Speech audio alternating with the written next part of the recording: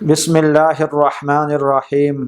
مکرم سامعین، آج ایک واقعہ آپ کو بیان کیا جائے گا، بہت اہم واقعہ ہے کہ چاند آپ صلی اللہ علیہ وسلم کو لوریاں دیتا تھا۔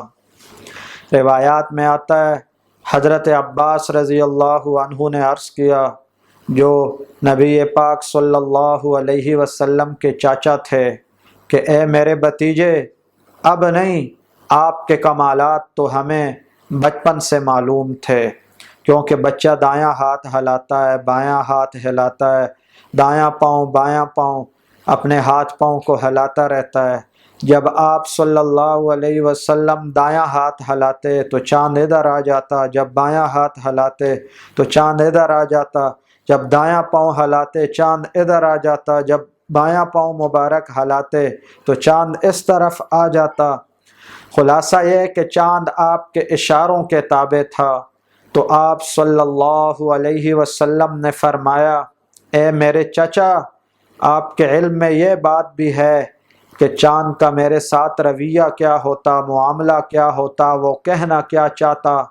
تو چاچا نے لا علمی کا اظہار کیا۔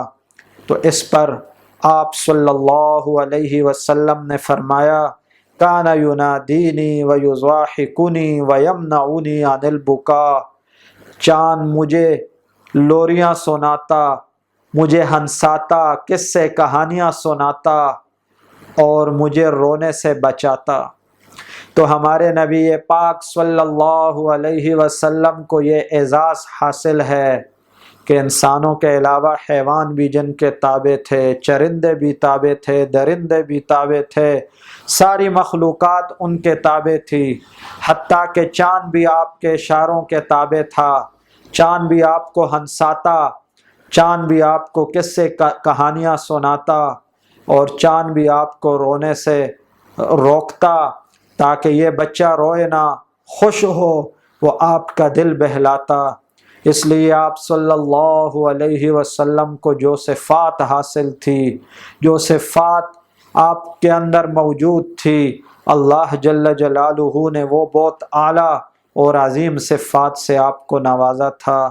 آپ کے سنت پر عمل کرنے کی توفیق نصیب ہو۔ اسی کے ساتھ اس چینل کے تمام پروگراموں کو لائک فرمائیں، شیئر فرمائیں، سبسکرائب فرمائیں، نیچے دیے ہوئے کومنٹ باکس میں اپنی پریشانی کا اظہار کر کے جواب حاصل فرمائیں۔ وما علینا الا البلاغ۔